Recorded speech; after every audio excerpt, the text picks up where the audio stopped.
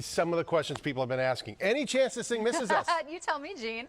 So you know how we've been looking at the different computer models all week? I mean, this is it. I mean, I'm pretty sure the purple is where we have the chance for like a foot or more snow. Right. So, I mean, there's no chance this is missing us. It's just how high can the totals go? So I think a miss is totally ruled out. I will say the trickiest part is actually inland. You can see we've got really different inland extents for the really heavy snow. So I think that's the piece of the forecast that we're still fine-tuning. Okay, so everybody's going to get something here, and everybody's going to get walloped, it looks like. The other question is, when we talk about the blizzard versus a bombogenesis, you know, is it one of the same? All these fancy terms, right? Yeah. So blizzard... Right. Blizzard is blizzard. It's not just you walking outside and being like, this is crazy. This is a blizzard. No, it's not just because you feel like you're in a snow globe. We need 3 hours or more of heavy falling or blowing snow. You can actually have a blizzard when the snow has stopped falling, but you've got so much blowing snow that it creates these near whiteout conditions. Winds or gusts to 35 miles per hour or stronger, and visibility less than a quarter mile. We're expecting to meet all that criteria, so we're expecting that. And your favorite term, bomb cyclone, it's just a technical term. It means that our storm system is dropping 20 over sometime early afternoon. If you want to do it again in the later afternoon, you can, but your final cleanup isn't going to be until Sunday morning when the winds finally die down, because what's the point in cleaning up if you have to do it all over again? So, you know, plan on doing maybe 1 or 2 waves of cleanup, but the final one is happening Sunday morning. There's a few questions about a state of emergency, too.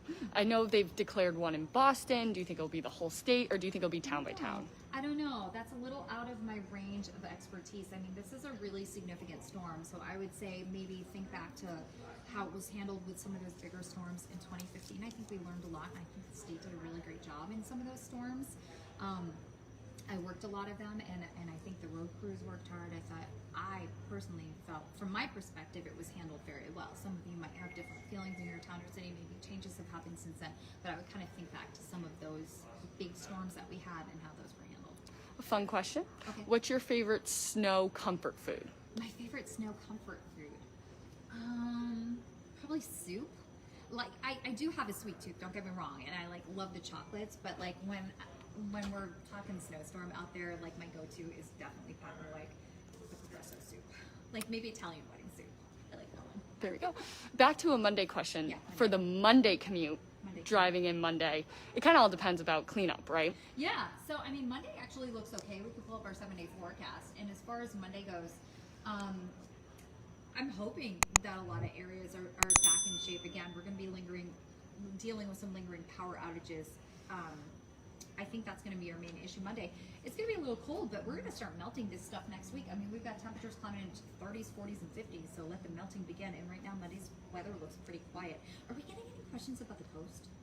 Not too many, but if you'd like to talk about it. Yeah, let's talk about the coast for a little while, just because like we haven't had like a big coastal storm in a bit.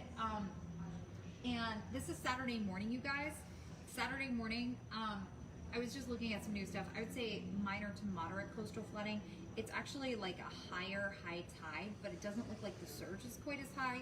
It's going to be windy. We've got blizzard conditions expected, but the problem is actually with the PM high tide, the 9 p.m. high tide in eastern Massachusetts, we've got stronger winds, we've got bigger waves, and we've got a bigger storm surge. So it might end up being more damaging out there. I know Situate is talking about some voluntary evacuations. I don't want to get into it too much because that's not like I heard us talking about it on the news, but I don't know all the specific details. But some coastal communities are going to be decently hard hit. I mean, if we're talking some moderate coastal flooding and some significant beach erosion out there and some huge waves as well, I just want to make sure that we're all like covered with a bigger storm like that. And those of you along the coastline are prepared for 2 high tides that are going to be problematic.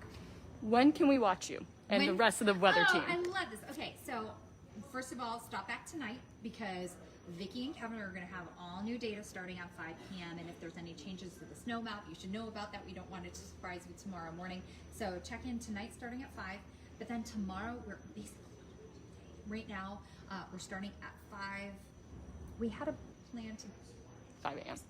I'm just going to say we're starting at 5. Yep. I don't know what time we're ending. We're starting at 5 and we'll be here. Yeah. Who knows when we're ending because we might stay on even longer. Yep. We're keeping it up. Yeah, so basically when you wake up tomorrow morning, I will see you on the Boston 25 Morning News, guys. We've got a big storm on the way, blizzard warnings. have been posted. Stay safe, be prepared. I'll see you guys soon, and be here with you guys every step of the way.